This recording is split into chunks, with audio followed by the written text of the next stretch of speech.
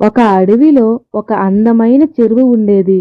ఆ చెరువులో 2 కొంగలు, ఒక తాబేలు చాలా మంచి స్నేహితులు. రోజులు గడిచే కొద్దీ వేసవి తీవ్రంగా పెరిగింది. చెరువులోని నీరు పూర్తిగా ఎండిపోయింది. తాగడానికి నీరు కూడా లేకుండా పోయింది. కొంగ, ఇలా అయితే మనం ఈ చెరువుని విడిచి మరో చోటికి వెళ్ళాలేమో? రెండో కొంగ, కానీ మన స్నేహితుడు తాబేలుని ఎలా వదిలేసి వెళ్తాం? తాబేలు, నేను ఎగరలేను, మీతో ఎలా వస్తాను? ఒక కొంగ ఒక తెలివైన ఆలోచన చెప్పింది.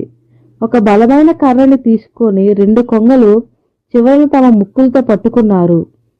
రెండో కొంగ చెప్పింది, తాబేలు, నువ్వు ఈ కర్రని నీ పళ్ళతో బలంగా పట్టుకో. మేము ఎదుగుతాము. కానీ జాగ్రత్త, ఎంత కోపం వచ్చినా ఎంత మాట్లాడాలనిపించిన నోరు తెరవకూడదు. లేకపోతే పడిపోతావు. కొంగలు ఎగురుతున్నాయి. తాబేలు కర్రని గట్టిగా పట్టుకొని ఆకాశంలో ఎగురుతోంది.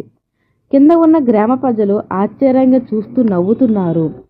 ఒక వ్యక్తి, చూడండి, ఆ తాబేలు ఎగురుతుంది, ఎంత వినోదం. రెండో వ్యక్తి, ఆ తాబేలుకు చాలా గర్వం ఉన్నట్టు ఉంది. వీరి మాటలు విని తాబేలుకి కోపం వచ్చింది. అది మాట్లాడడానికి నోటిని తెరిచింది.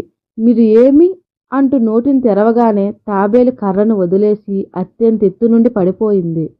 కొంగలు కిందకి వచ్చి దుఃఖంతో చూస్తున్నాయి. ఒక కొంగ, స్నేహితుడా, నువ్వు మాకు ఇచ్చిన మాటను నిలబెట్టుకుంటే ఈ పరిస్థితి వచ్చేదా?